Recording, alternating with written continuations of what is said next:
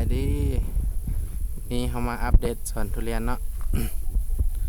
มื้อนี้มื้อวันที่17ธันวาหลังจากห่างหายไปโดนเนาะเราก็จะมาอัปเดตต้นทุเรียนเขาเทื่อที่แล้วเนาะเขาได้ลงสารไปเนาะลงหน่อยเนาะต้นเขายังบ่ใหญ่หลายเขาก็เลยลงสาร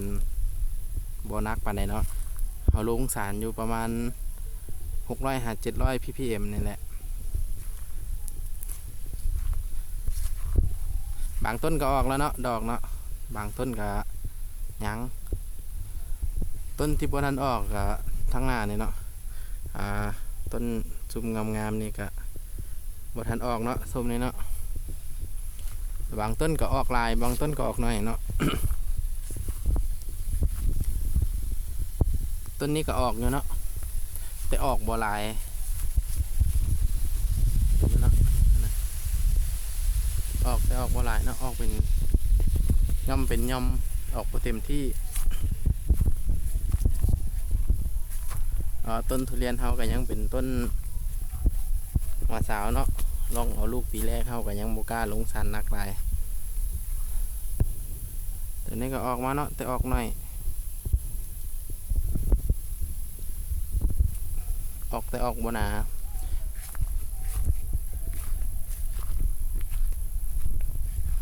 คือต้นเดียวเห็นนี่เนาะบ่ทันออกเนาะอันนี้ก็บ่ออกเถือรู้สึกว่าต้นที่ใหญ่ๆนี่เนาะเขาลงสารรู้สึกว่าสารจะบ่พอยอดมันยังไหลอยู่เนาะตอนหลังจากเขาลงแล้วมันยังไหลออกอยู่คือจังซั่นยังไหลออกบางต้นที่เขาคุ้มอยู่มันก็ออกเนาะ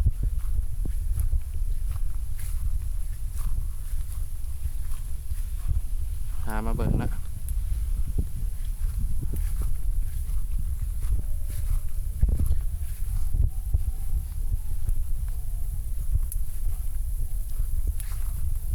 ช่วงนี้ก็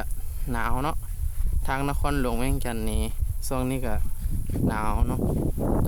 น่าจะอยู่ตอนเช้าน่าจะอยู่ประมาณ14-18 องศานี่แหละทางเขตนครหลวงคือต้นนี้กับบ่ทันออกเนาะ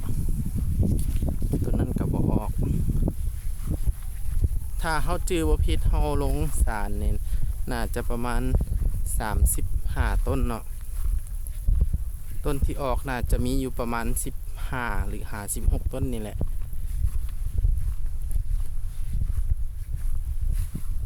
กำลังไล่ตัดหญ้าเนาะช่วงนี้เนาะหญ้าขึ้นไว้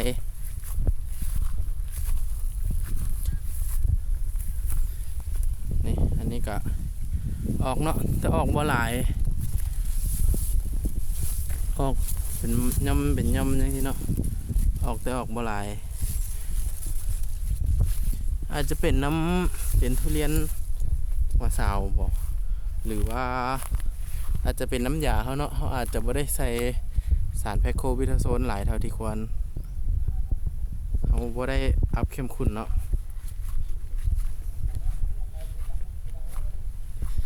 อัดหลายเขากับย่านต้นทุเรียนมันโทรมเนาะ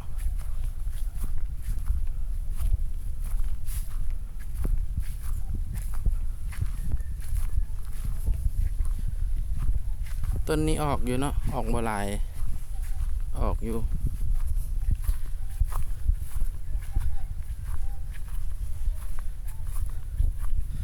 ช่วงนี้ก็มีทั้งเพี้ยหอยไร้แดงเนาะครบเลยแต่ว่าสิจะใส่ช่วงนี้ก็คือว่าตายแล้วเนาะกำลังใกล้จะบานแล้วเนาะบางซอกับขวาสั้นเนาะน่าจะบติดแต่บางซอก็น่าจะได้อยู่ต้นก็ประมาณซ้ำนี้เนาะ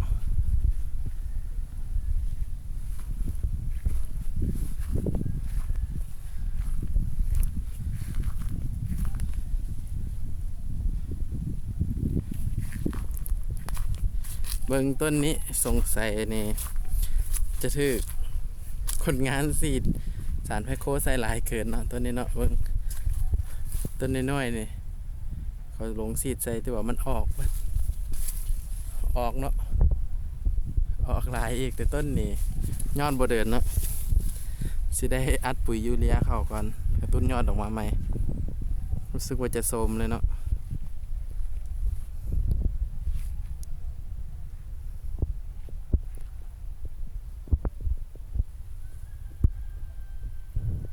เดี๋ยวจะพาไปเบิ่งอีกต้นหนึ่งเนาะ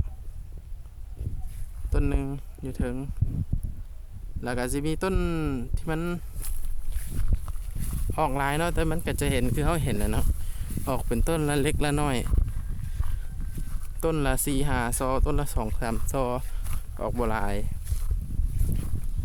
อาจจะเป็นน้ำต้นน้อยเนาะแต่ใบนี้เขาก็ว่าเขาเก็บมาเต็มที่แล้วเนาะแต่ว่าขนาดของต้นอาจจะบ่ได้เถอะ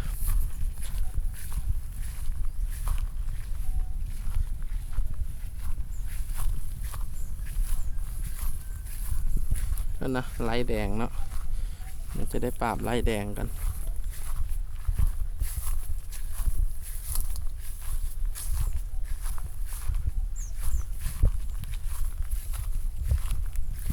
สิพาเปิงเป็นวิดีโอเดียวเลยเนาะเดี๋ยวผมมีการตัดต่อเลย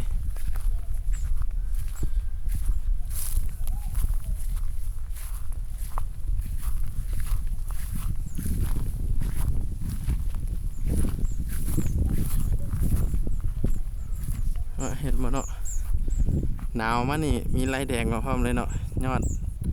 ถึงยอดนี่หายเลยไล่แดงจัดการนักอีหลีเนาะปีนี้เนาะ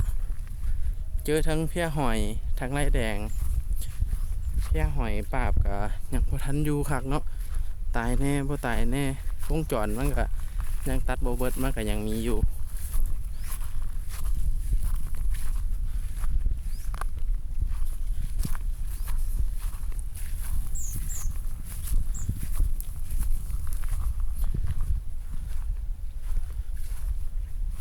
ต้นนี้ก็ใหญ่สมควรอยู่เนาะแต่ว่าดอกกับบ่หลายปานใดดอกน้อยเดียวเนาะมานี่เนาะ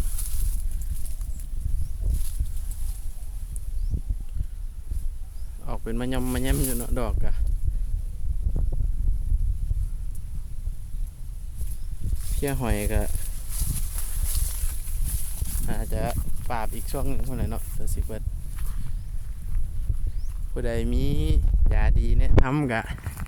แนะนำได้เนาะเพี้ยไฟลายแดง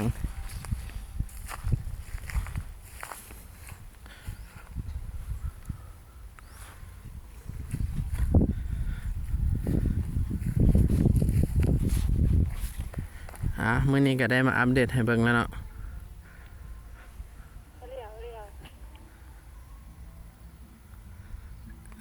สบายดีมื้อนี้